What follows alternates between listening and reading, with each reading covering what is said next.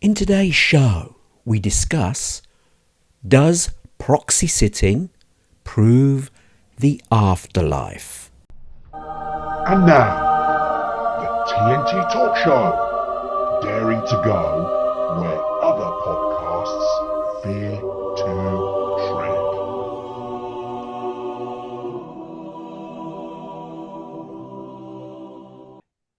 Hello, I'm Tony Fasulo, and I share the stage with my esteemed friend and colleague, Taya Boya.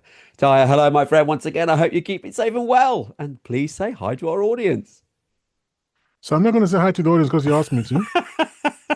And as for keeping safe and well, yeah, what the hell? What are you going to do, Tony? So, yeah, until you stop asking me, then I'll go back to saying hello to the audience. I'm a Gemini, I know how to fight back. Believe me, passive aggressive is me. Passive aggressive, incorporated or limited. I do this facts thing, don't I? So here's today's fact of the episode, fact of the week, fact or whatever. Okay. On the 20th of March, 2023, at a hearing of the U.S. House Transportation and Infrastructure Committee on the Infrastructure Investment and Jobs Act's implementation, That's a California, bit of a mouthful. it wasn't adjusted. California Republican Congressman Doug LaMalfa asked a panel of experts what percentage of the Earth's atmosphere consisted of carbon dioxide. The experts responded with a series of replies ranging from between 5 and 8%. You have any comments on that, Tony?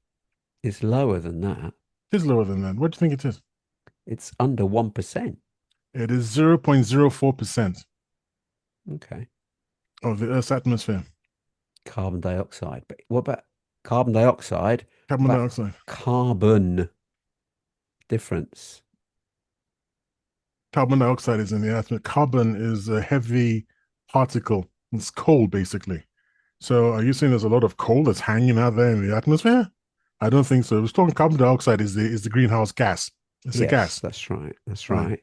So But isn't carbon, I can't remember now. Is it carbon 14 or something? Is it carbon 14? We covered this in the show, and we did cover this in the show, and we my are still mind talking is- about we are also talking about a greenhouse gas, yes. and your gases are carbon dioxide. And just no ifs, whens, buts, or howsoever's. It is carbon dioxide. So the so-called experts thought that the amount of carbon dioxide in the atmosphere was that 5 to 8%. Sorry, 5 to 8% instead of 0.04%. So what else are they wrong about?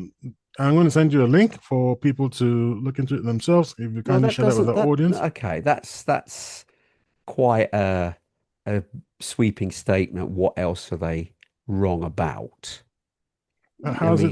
If you want to argue about it, I'm quite happy to. How is it a sweeping statement, Tony? Well, if they're wrong, if they're experts, if your doctor thinks, I'm an expert in computing, but you ask me a question about chemistry, I can give you my opinion, but I'm not an expert in it. So yeah, but these are supposed to be experts on the environment and whatnot. You never quantified that.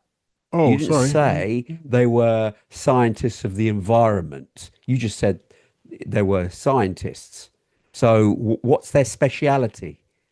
They all narrow down into a niched field. So if what you're asking, or what the senator or whoever it was asking, wasn't quite their level of expertise, they were slightly to one side, then yeah, they may not know. So it's very critical to say, oh, well, if they're wrong in that, they must be wrong in everything else. No, I didn't say they must be wrong in everything else. I asked the question, what else are they wrong in? You're creating that doubt so that there is a doubt. It's not I'm creating it. No, but you are. You're re-emphasizing a doubt which not necessarily needs to be there. That's creating a distrust in all science now because of one thing that they failed upon.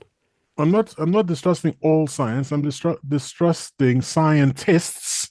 So not the thing itself, but the so-called proponents of the thing. So that's number one. It's not science. I'm not questioning the science. I'm questioning the people who claim to represent the science, who apparently don't know what they're talking about. I think it's an important point. Okay. You can justify that, of course. I'm still not too critical about that. They may have made a mistake in that case, yes, and clearly they should know their stuff. So that's bad on them. But you can't then have a leap and then say, well, if they're wrong on that, they must be wrong on everything else. I never So, said the must. You're always putting words into okay, my mouth, and I've okay. corrected you already. But you see what I'm saying? You've created the doubt. You've created I did that not create statement. anything. I'm not responsible for the scientists getting what they said wrong. I'm not responsible. They are responsible for their own state of knowledge. I'm just pointing out that they were wrong. So I'm not creating anything. I'm asking a legitimate stop question. there then. Don't then say a subsequent question, which we then fill in the gaps of saying, well, what else are they wrong about? Well, That's a loaded question. What if they're wrong about that? Doesn't it? I mean, not all of you practice critical thinking, obviously. So I have to do some critical thinking on your behalf and point out that you need to ask the question. If they are wrong about that, what else are they wrong about? It could turn out. Let me frame that. What are they right about? Let me counter my own critical thinking. Okay. With another piece of critical thinking. What else are they wrong about? And the critical thinking answer to that is we don't know until we look into it, and they might not be wrong about anything. Thank you. See? That's good. Thank you. I'm happy with that. But if you'd frame the word and say, what things are they even right about? That's even a slightly different frame. No, they're right about anything. On what evidence are you showing me that they're right about anything? Well, we don't know that either. So why would I say that? All I know is that they're wrong about something, so I'm going with what I know. I know you were wrong. Ergo, what else are you wrong about? I can't go, I know you're wrong. What might you be right about? How? Well, that's not critical thinking. But that's what people may think about us when we do our show. They were wrong about that last subject, so what else are they wrong about? Well, we'll be the first to say probably all of it. I mean, unless we're saying 2 + 2 is equal to 4, I strongly suggest you check our facts. And that's what we are saying. Because we're not claiming to be experts in anything. No, we're not. Okay, let's move on with the show. That was quite a good digression. It was an interesting point. I liked it, but let's move on with today's topic, which is actually a bit more. It was an interesting one that you've come up with, and it's entitled "Does Proxy Sitting Prove the Afterlife?" Now, I dare say many of our listeners and viewers are wondering what the heck is proxy sitting. So could you give a definition for those not understanding what that term is, first of all, and then obviously after you've explained it, why would it be the proof of afterlife? Okay, so a proxy, just proxy sitting or proxy sitter. Okay, so a proxy sitting is a special form of a seance conducted by a medium, because all seances, I suppose, are conducted by mediums. Today, we call them psychics or sensitives or whatever. We hardly ever call them mediums now.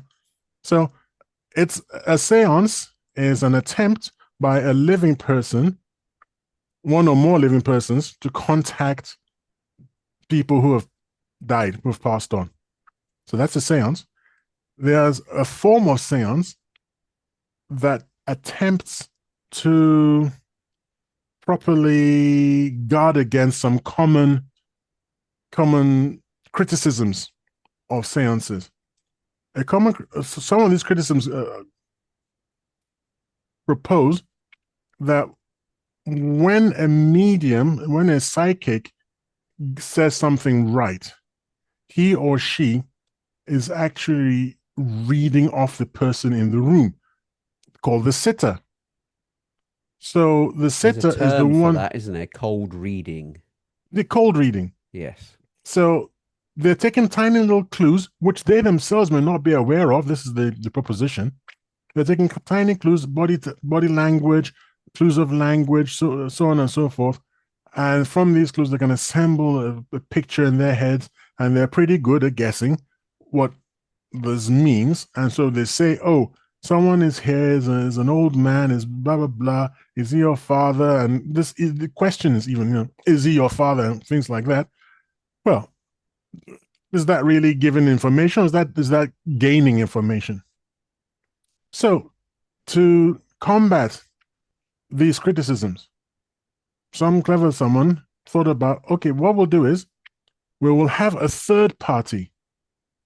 A third party represent the sitter, but not know the sitter's situation closely. So if I was sitting for Tony, I know a little bit about Tony, but there's many, many, many, many things I don't know about Tony.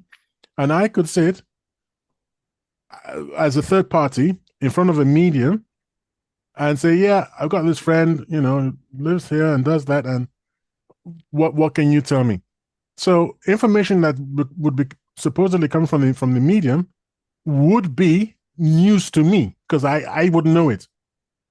And then I can bring that back and tell you, well, this is what was said. And then you could say, well, that's a lot of bunk.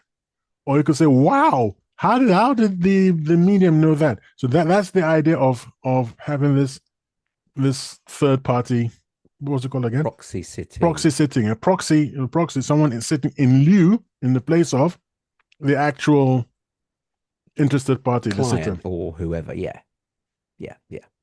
It's an interesting person. I mean, I was, when I was researching this topic, I was almost curious as to why you even need someone in the room. If a medium is genuinely able to connect to the afterlife, to people who have passed on, then what's the purpose of someone in the room with them?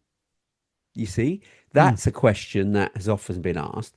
But apparently, the answer that I found during my research was that a medium is speaking what they're finding and hearing from the afterlife to the person in the room. And it didn't, in this case, obviously, it's not the client, but it is an other.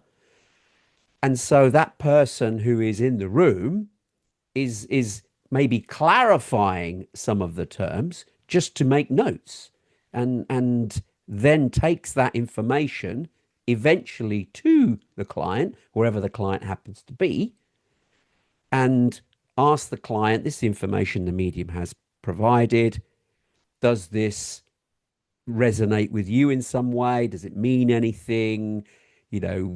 What do you think? And so they're the go-between, as you've rightly said. So there isn't any cold reading, because like if Tayo stood in for me, for instance, as my proxy to see somebody, even if they read Tayo and his answers, they wouldn't know me because I'm not there. So yeah, that eliminates that criticism, as you rightly say. Yes. I too was wondering why a medium would need anyone, but I suppose it would be ridiculous to not have someone. I mean, what information are you looking for? It's like sending someone into a library without the name of a book. So you just go and fetch me a book, and then it comes back and it tells you all this fantastic story about this person, but no one has any reason to care. It's a totally cold reading. I don't believe would be of use to anyone. Someone called Catherine died and is sad about the dog that went to the vet. Well, who's Catherine? Who's the? I don't know. It's too vague. It's too vague. But if you go in with a point of view, so to speak, then I suppose that narrows it down. However, that said, if you recall, we did a show. Yes, it did, or recorded, whatever, a show on psychic detectives. Do you recall? Yes, indeed. Now, one of those detectives did something a little bit like a medium, in that she wasn't getting feelings. She was visited, she said, by basically an apparition, or a presence, she called it. So she didn't see. Oh, she did. Sorry, slight. Yeah, okay. So she was visited by an apparition, okay, of a murdered girl. In fact, the murdered girl that police had asked her to help find. And I don't know, because I don't know if you recall it, but actually, the girl gave directions to where her body was buried. Yes, exactly. Remember? I do. Yeah, That was good. powerful. It was so. In that sense, that was a way of saying that that's a medium without anyone in the room. You see Indeed. where I'm going with? Yeah. So yeah, so when I was making the objection myself, I recalled this case of this psychic detective. I thought, well, actually, we do actually have an instance on record and a police case, so it's recorded. Nobody If was there when she had the when she saw or felt the apparition, the murdered girl's presence, but she did get in touch with police and say, yeah, you go down this route. I think it was a forest or something. it was, You yeah, and I and were they asking, found in a well, shallow grave. shallow grave. Mm. And I remember there was something about the description where you and I were both, well, why is the description this vague? I remember those. We'll go back and listen to the show, I suppose, to the episode. But there was some kind of question about why was the description this vague? Couldn't the dead girl have been just more specific? But she was specific enough for them to find the body. So whatever, Indeed. Yeah, I feel that communication with the dead is maybe a little more. Tricky. It's a little It's not, trickier. yeah, it's not like we communicate. There's Yeah. still some difficulty in terms of, because they're not in our realm. They're outside our realm. And it's bizarre. And yeah, obviously there is some criticism. I mean, we touched on it when we did our previous show, and I think it's relevant here too, because some of the past criticism about mediumship and whether they are truly connecting with entities and spirits in the afterlife was, are they a bit like reincarnation in a way? Are they just picking up frequencies that seem to linger in the airwaves of people that have deceased? Or are they genuinely able to transcend our realm of reality and connect with, people that once lived here with us, who are no longer with us, but their spirit, or whatever you want to call it, is now residing in a different plane? So is it us humans being able to go across this realm, if I can use that term, to contact people, spirits, people in the afterlife? Or are they pushing their essence into our realm, and these mediums are just super sensitive and able to pick up these frequencies? This is a challenge. We don't know. And it's like with people who say they've lived before, I'm touching on that.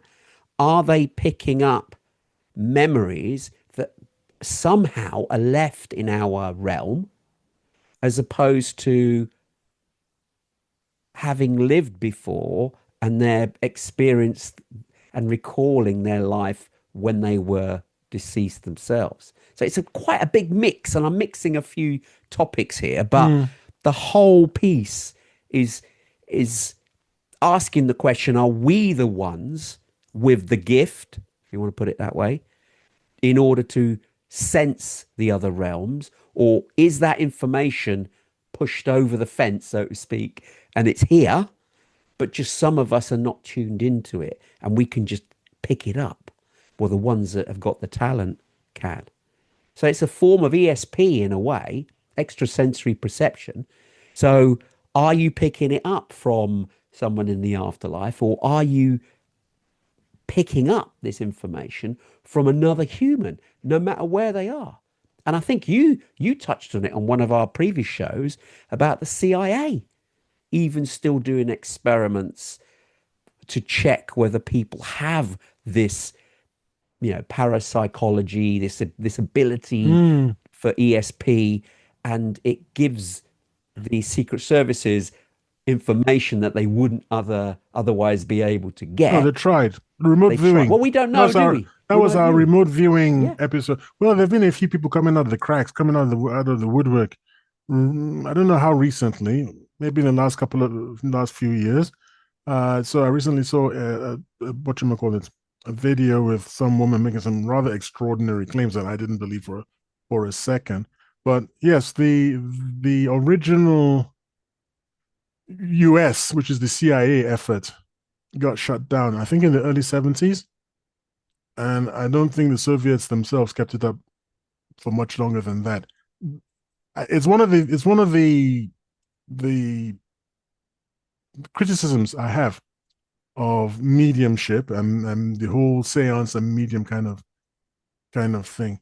I've got 5 points that I've looked at where I think it's reasonable for people to object to medium the is it an art, is it an activity? Okay, activity, the activity of mediumship being quite suspect.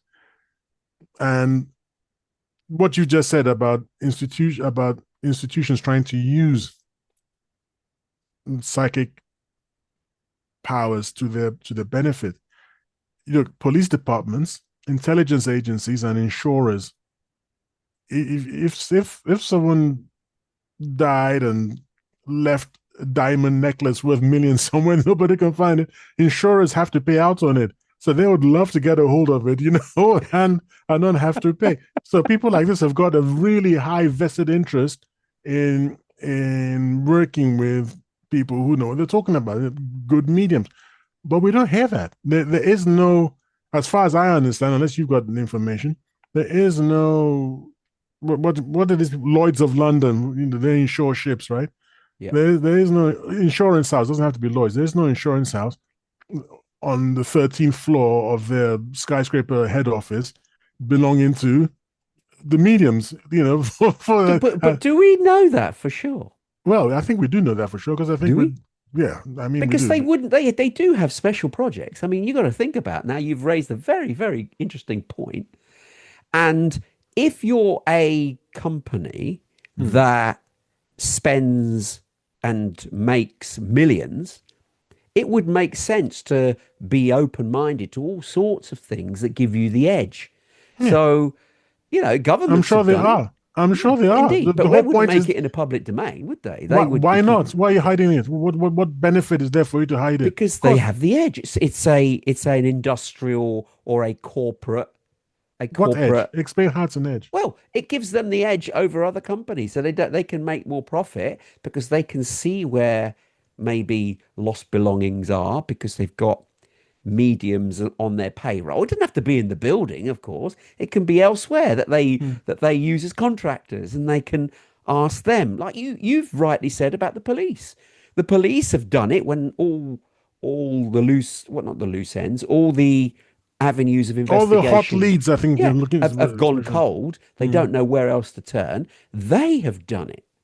They've turned to mediums for any inspiration, any bit of clue that can be provided that they may have not seen or overlooked. And the mediums, if they're genuine, well, I suppose they are because they have led some police Oh, those are not to solve mediums. crimes. Sorry, don't call them mediums. They're called psychics. Psychics, but then they're how do you define a medium and a psychic? What's the difference? Okay, so a medium channels dead people's spirits and channels them to provoke responses in our realm. A psychic is merely someone who is sensitive to extra sensory perception of any sort and may not be in contact with dead people. In fact, many of them don't claim to be. But you gave the example of the lady, the psychic detective, who had someone, a young girl who had passed on, was killed, who Yes, did visit her. I mean, I think if I yes. remember rightly, during our show, we even had a case where a medium was contacted by a spirit, and the medium wasn't even asked by the police. She volunteered herself to the police. By the way, I've had this contact with somebody who's passed away who Mm, urgently got in touch with me, and I have to pass this information on to you, and mm. which has then led to a crime being investigated and ultimately solved. So it may not be all mediums are able to turn this on and off at all times. It seems to be somehow selective on occasions. Well, I think psychic's got a broader sense of paranormal perception than mediums. Mediums are pretty specific.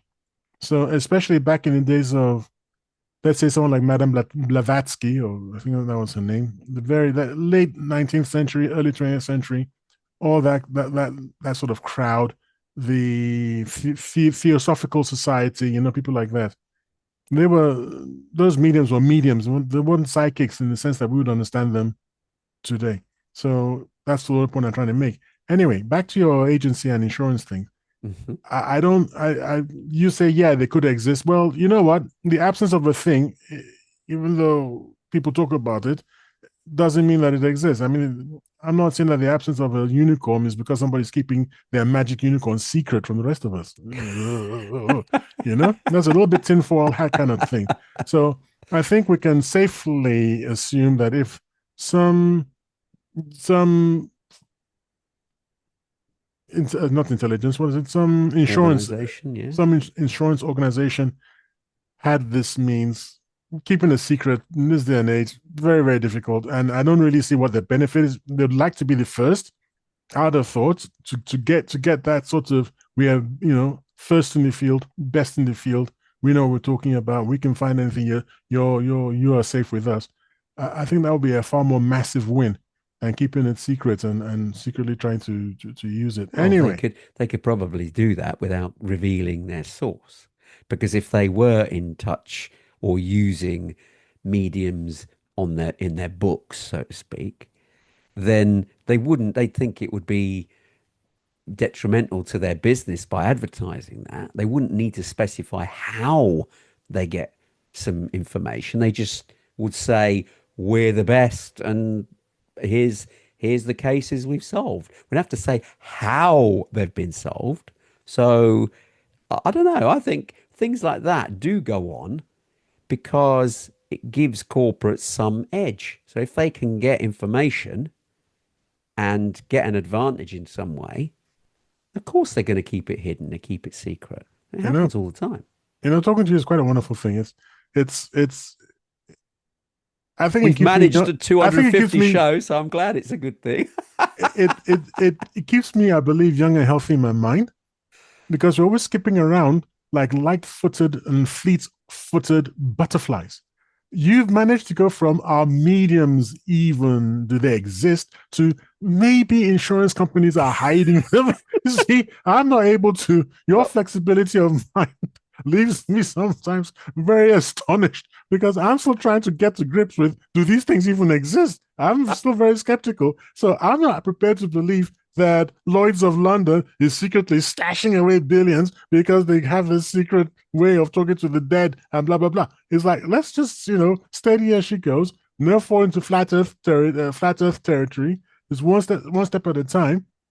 Let's see what we've got with the whole mediumship thing. Why isn't mediumship or a slam dunk?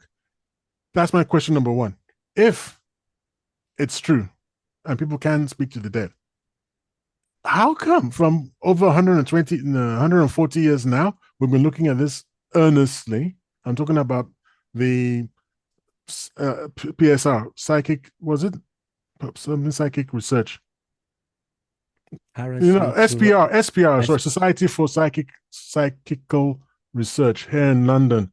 Okay. I've spoken about them several times. They did a lot of serious scientific work back in the late 19th century, early 20th century. Some fabulous work. And they did come up with a couple of very interesting case studies. However, what is interesting to me is that just after the First World War, before the Second World War, in the intervening, there's a phrase for it, between the two world wars, that period of time, this mediumship thing just seemed to die a death. And it's never really come back. It was really, really popular at one time, and not so much now. So what happened? Now, I've been doing some research into that, and I think it would appear that too many of its exponents, the mediums, too many of them were hoaxes, Okay. and people like, I've forgotten his name now. I just one tip of my tongue. The gentleman who used to Houdini, Harry Houdini, Okay.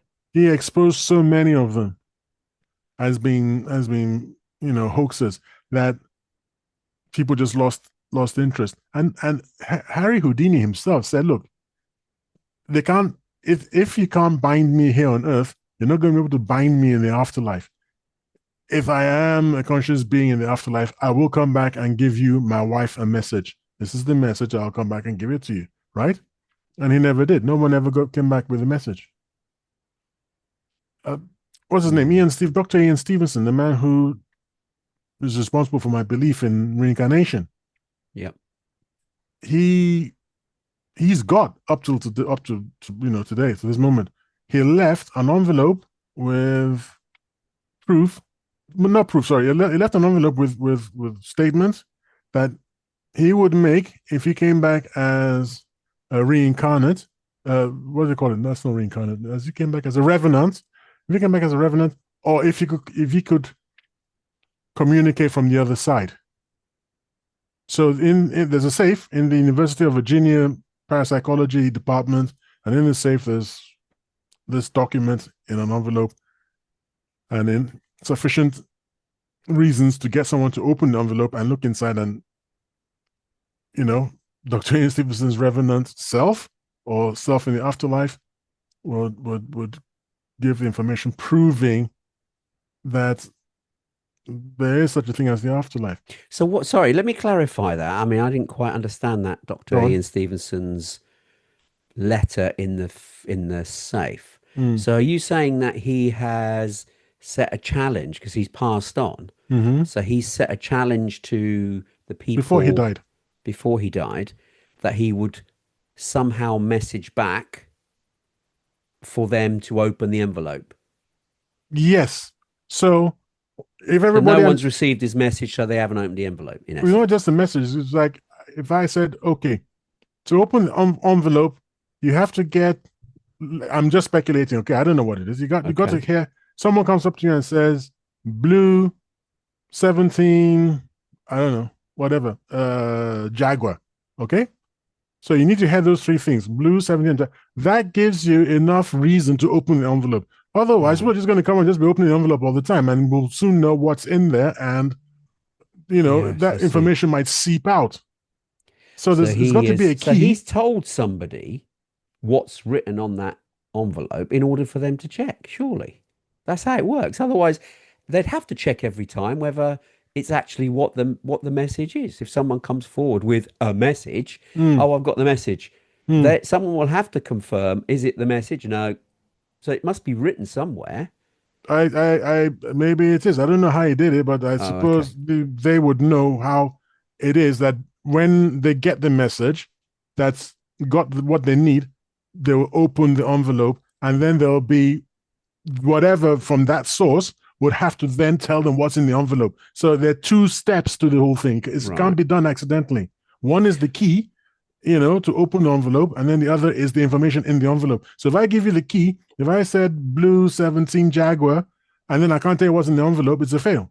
But you've opened the Right. envelope, so people know now. I see. Now people can say, yeah, but it's telepathy because somebody has read what's in the envelope.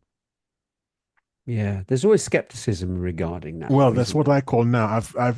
I've kind of stolen the term from someone, but I think I've jiggled it enough to make it mostly mine. And I like to call it now performative cynicism or skepticism. It's a performance.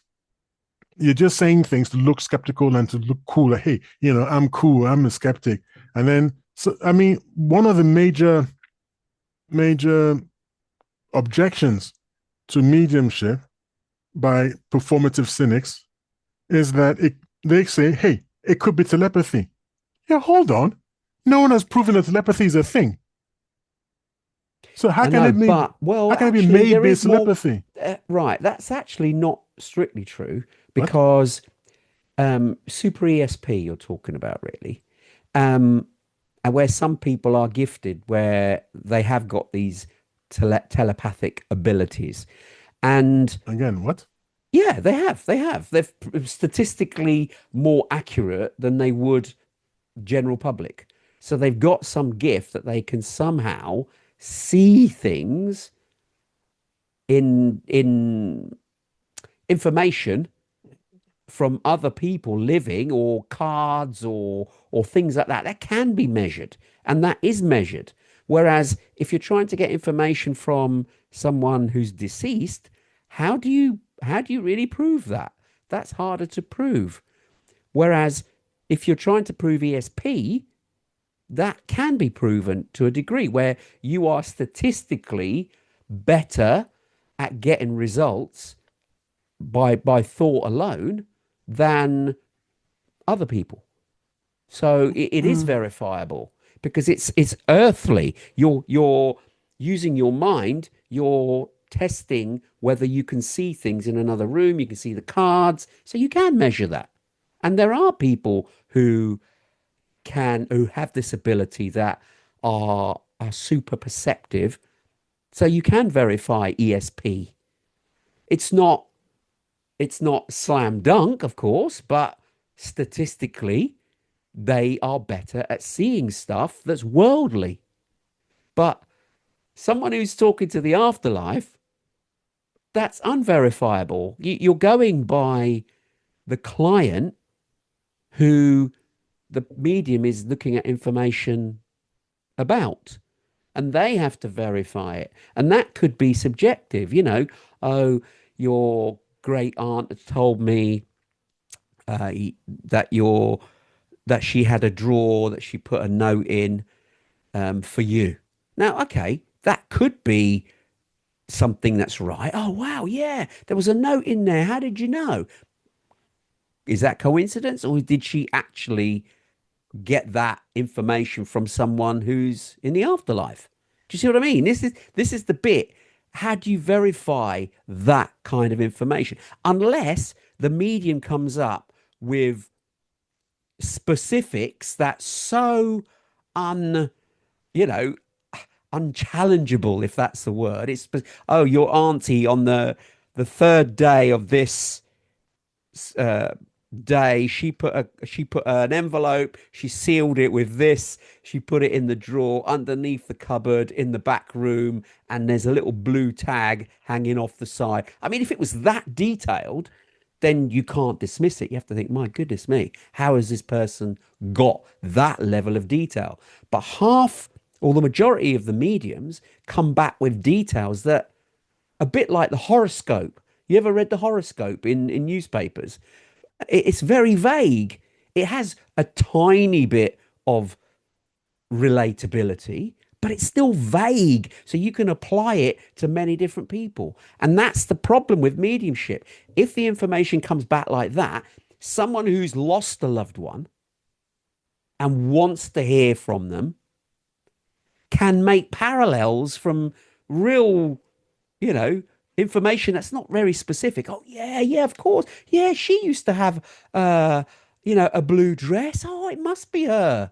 I mean, how many people with a blue dress? So, you know what I mean? It's got to be more specific to eliminate the skepticism that a medium can provide this sort of level of information. And then they will be taken more seriously. Because at the minute, it's not a slam dunk for sure. There are mediums out there that can and do bring back information that you sort of scratch your head and go, wow, how did that come about? But it's not always repeatable. Is it the medium that's the problem, or is it the individual? It's only some people they're compatible with, or more compatible with. I don't know. I've gone back to good old Wikipedia and I've sent you a couple of links. Second Okay. one of which is on telepathy, and it says telepathy experiments have historically been criticized for a lack of proper controls and repeatability. In other words, they can't repeat the damn thing.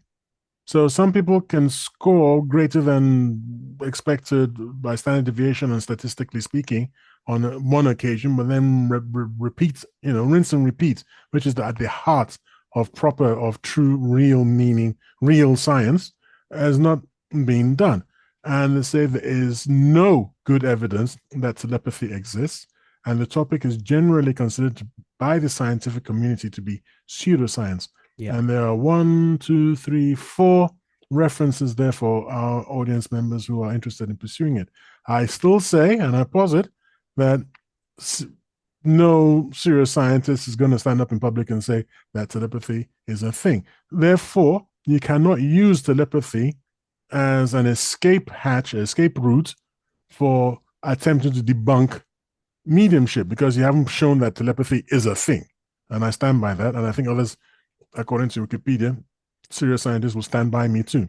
So let's park that to one So you're side. basically saying the whole mediumship is dismissed. I'm asking questions. Okay. I'm saying, why is it not a slam dunk that one of the criticisms is a stupid criticism, and that criticism is it's telepathy and things like that, or cold reading. But at the same time, why don't we have the slam dunk information? Now, by the way, do you know something? It could be, let's imagine for a second there's an afterlife, okay?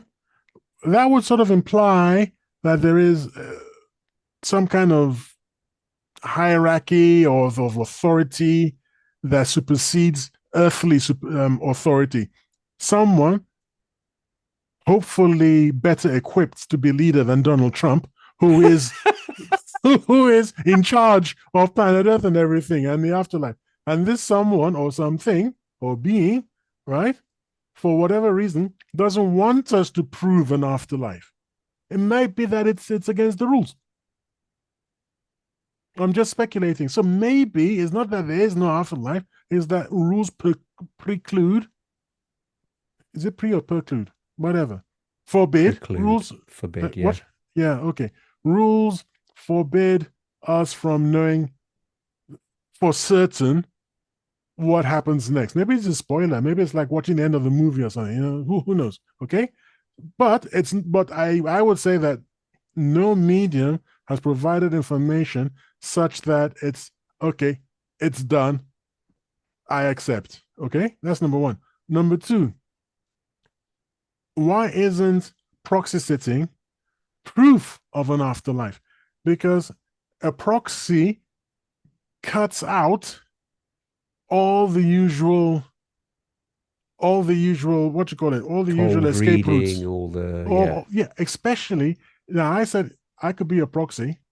Yeah. What if I was a proxy for someone I don't even know? Someone tells me that you tell me that I've got a medium. I want you to be a proxy for a My Mr. uncle. Not even your uncle, because I can guess. Then I can guess that his ancestry is Italian and so on and so forth. So you just have somebody but I don't. Somebody you used to work with 2 years ago, 10 years ago, but you're still friends.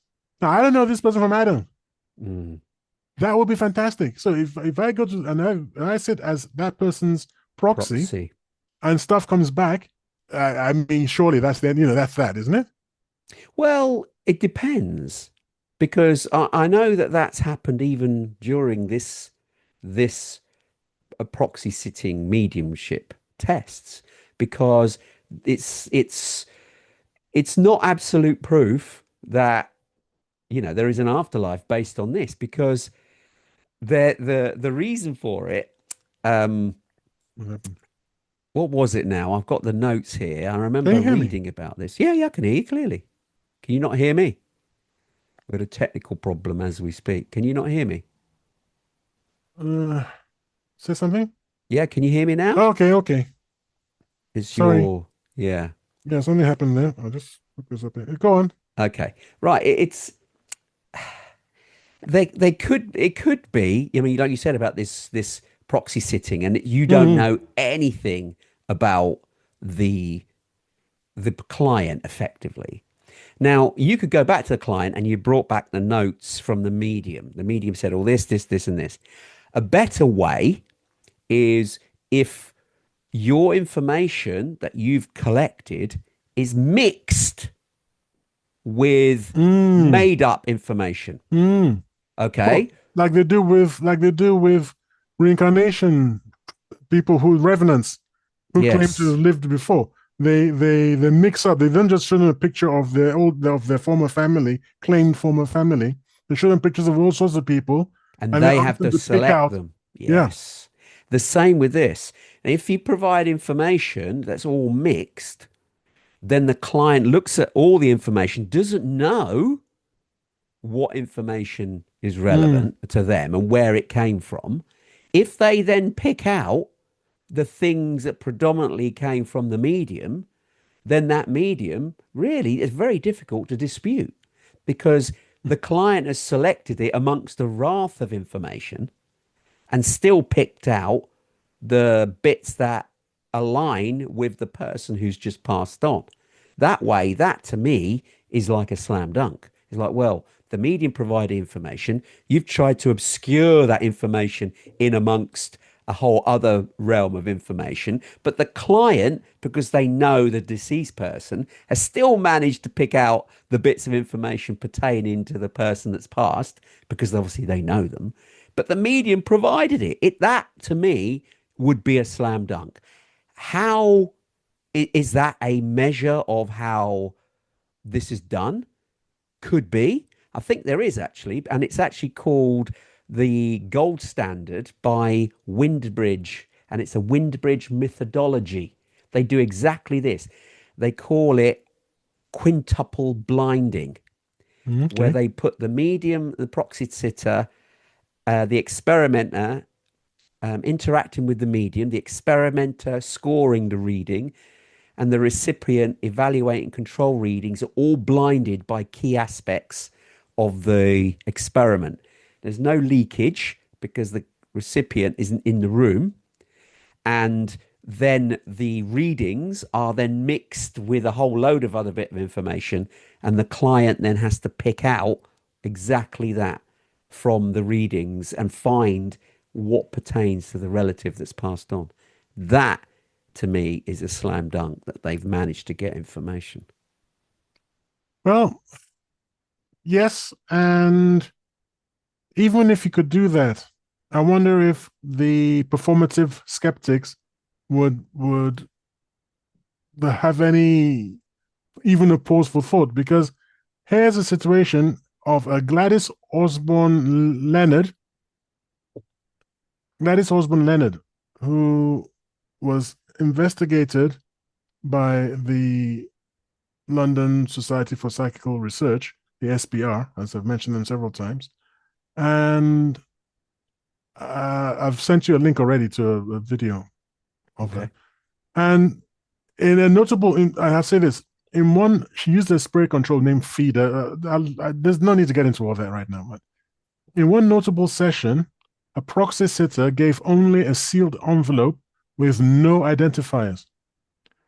The spray control named Feeder relayed highly specific information about the deceased relative of the actual target person.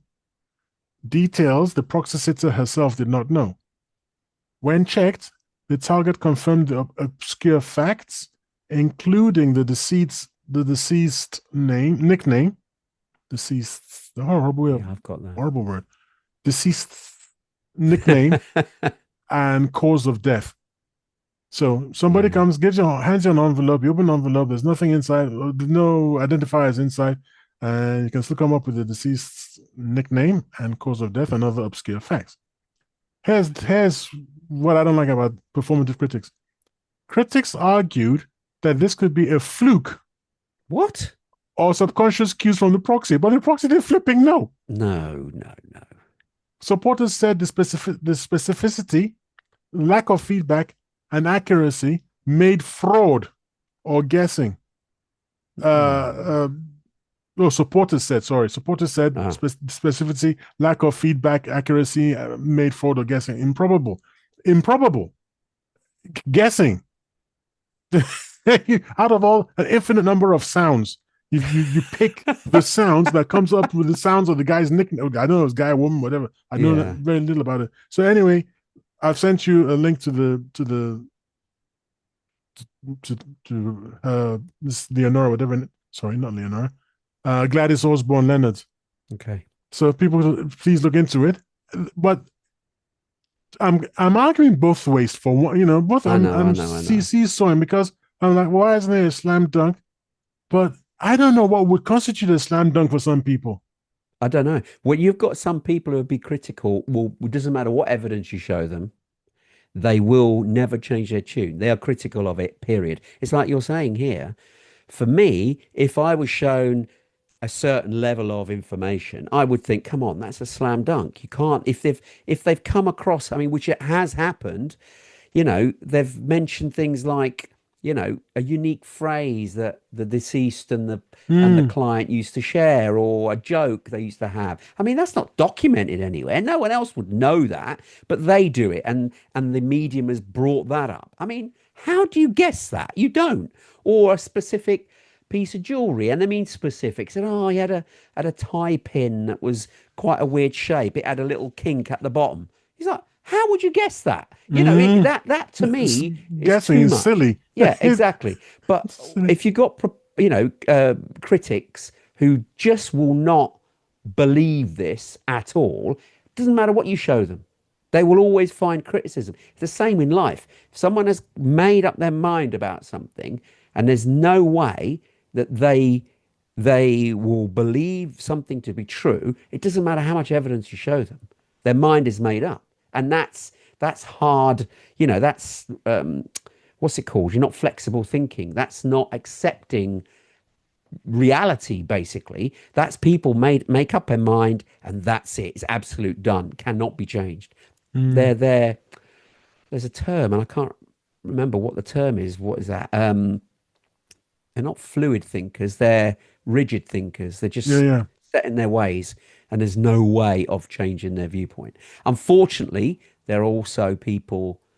I mean, we've touched on this before. There are certain belief systems, and no matter what happens, if aliens spacecraft came in and from beings, we're seeing it with our own eyes. There still will be people out there who will say, no, that's not them. That's something completely different. We've touched on it with flat earthers. They've now got it in their head. It's flat. No matter what you tell them, no evidence you show them, their mind is not changing. So going back to this, I understand we've been called idiots or something by someone on Facebook. You were telling me. yes, indeed. Well, okay, if you're watching this episode, I suppose They you've really won't got to they come. won't lower themselves to watch an episode. They've only called us idiots based on a snippet of 1 minute of a promo. Yeah. So they haven't even done due diligence and listened to any of our shows, let alone the one in question. And the snippet wasn't even complete. It was just promoting the show. And you're right, they called us idiots based on that. So there Okay, you go. I'm not going to come. I'm not going to come on the show. No.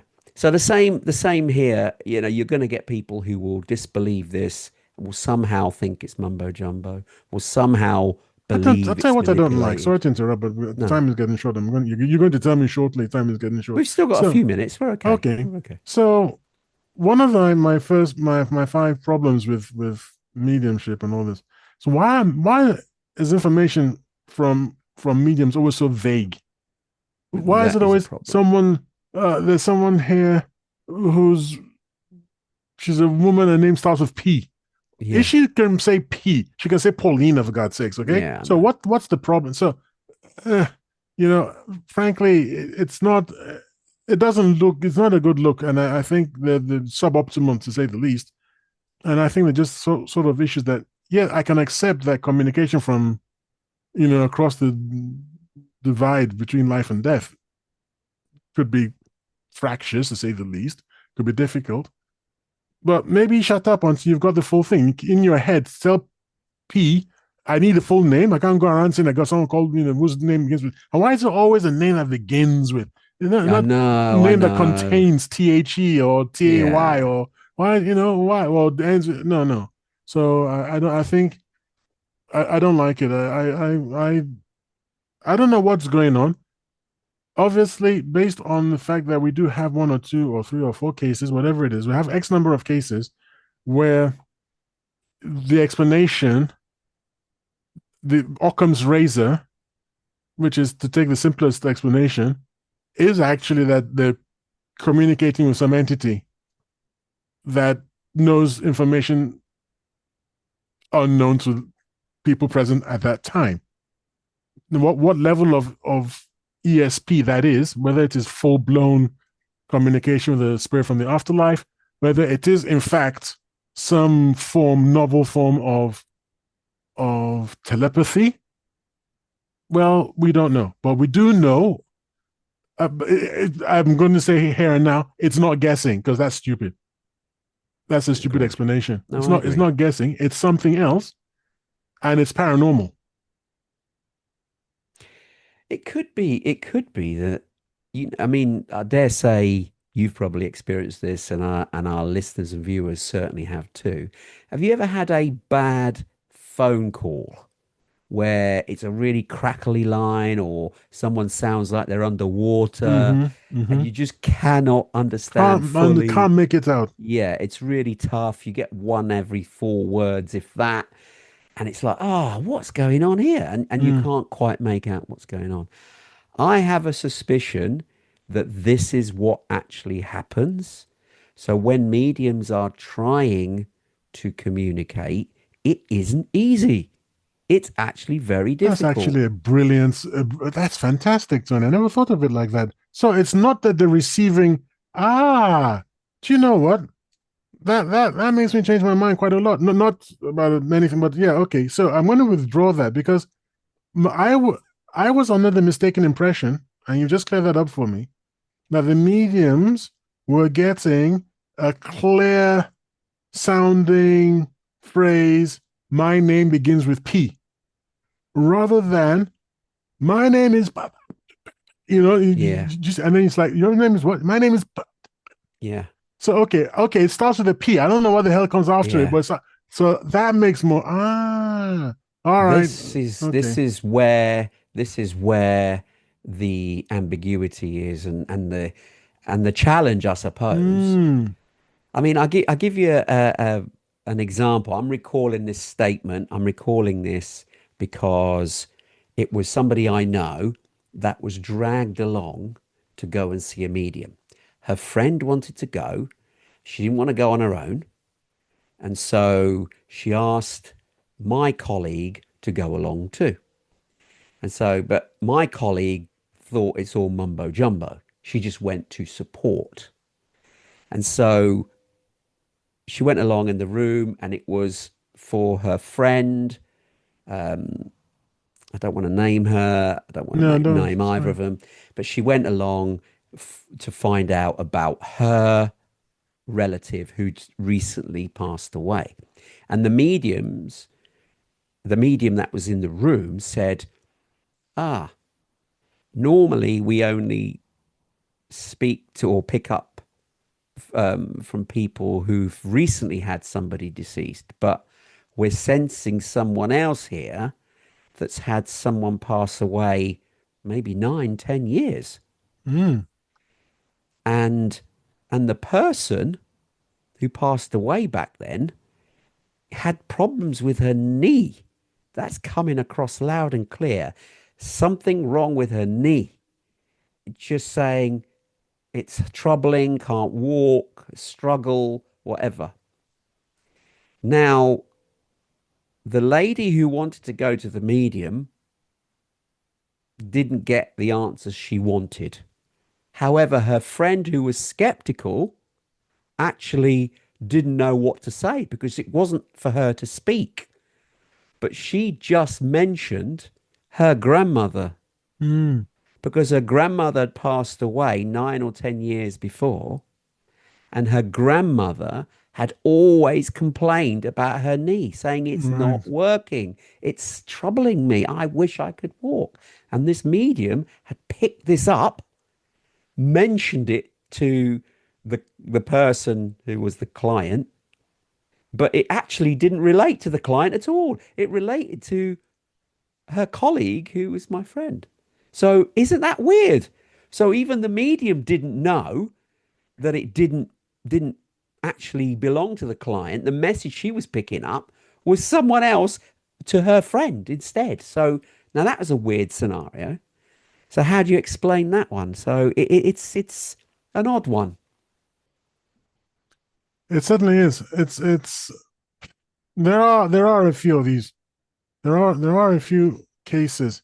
It's just that unfortunately they are not of a sufficient number and they're not consistent enough for us to make a thing out of it. At least as far as I know. I know a lot about reincarnation, but I don't know so much about But mediumship. I've sort isn't of reincarnation along a similar line? Because the people who claim to have lived before are recounting a past life experience, but they do also talk about being in the afterlife.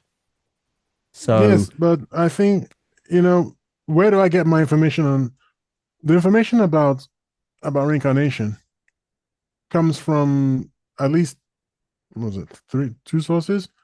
One is living people who spontaneously remember, and the other is people who remember under hypnosis.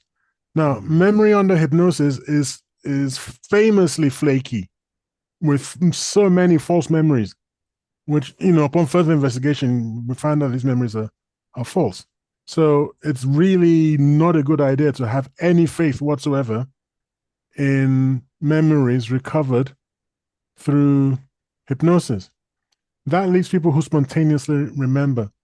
Of these, 90 something or the other percent comes from children. And what I find, and I think the reason so many people who are interested in reincarnation, what we find so fascinating about this is that the children have memories that cannot be explained by any accidental transference or anything like that. And that's why to me they're so powerful that there is no natural explanation. It's not coincidence.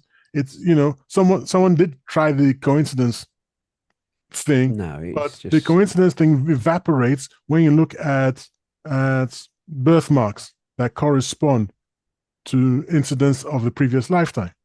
So not only does this child coincidentally, accidentally have this memory that they shouldn't have, they also accidentally and coincidentally have birthmarks that correlate. It's like pull the other one, man. At some from point. children. Yeah, you. It seems more far-fetched that children can recount so accurate a story and are lying because they're not doing it for financial gain as Yep. adults could. This is more innocent, and so yeah, it is more believable in that aspect. I Not get it. only that, they get into trouble. A lot of parents don't want to hear this. It No, frightens them. yeah. So actually, the children are actually going against the grain. Because some of them that say, "Look, I need to go back to my real parents. You're not my real parents." Mm. Which is quite, Things like unsettling for the unsettling. parents for Yeah, sure. yeah. Anyway, we've reached the top of the hour, so I want you to conclude very quickly. What's your view on this topic? Does proxy sit improve the afterlife? It hasn't, and I don't think it would. I don't think it can, and I'm not really sure that I'm invested in the entire mediumship sphere of activity, whatever. No, for me, it's interesting, but Not a not slam something, dunk. not a slam dunk. No, not at all. Okay. I mean, I'm obviously intrigued by it, and I do find it really fascinating. I do think the messages that are relayed are tough for mediums to pick up because they're not clear, they're fragmented, and they do struggle to piece them together to make some sort of sense. Sometimes you have a good day and you hear more, other times you have a bad day, you hear very little. And I think that's part and parcel of it. I think you've hit it on the head, Tayo, in so much that maybe we're not allowed to pick up this stuff from the afterlife. There's sort of barriers in a way. So Mm, things that leak through are because someone is forcibly wanting to put that message across rather than us humans in this realm able to listen in. I think mm. it's more driven from someone Yeah, in the that's right. afterlife wanting to pass that information through, as opposed to us in this realm being able to pull it out, so to speak. But that's just my view. Okay, if you've loved this episode, please hit subscribe and stay tuned for more deep dives into prophecies, mysteries, and the unexplained twists of fate. You've listened to Tony and Tayo, and we are the TNT Talk Show, but unfortunately, we have reached the end of the show for another week.